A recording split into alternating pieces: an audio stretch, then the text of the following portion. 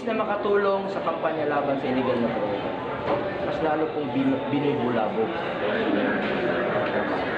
So, ganito, sa 2 linggong yan, meron bang namatay na drug lord? Hindi naman gusto ng tao. Patayin mo yung mga drug lord.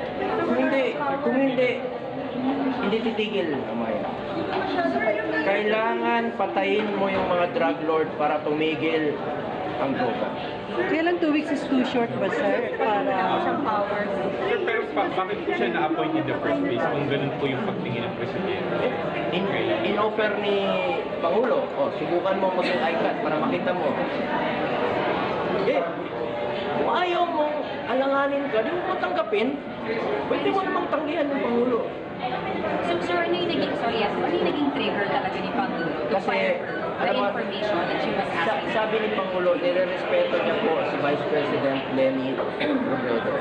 At sinasabi ni Kiko, parang inaano siya, parang pinaglalaroan at hindi pinagkakatiwalaan, nilagay lang dyan, parang nilalagay lang dyan sa pwesto na hindi naman po pinagkakatiwalaan. So, naging madaling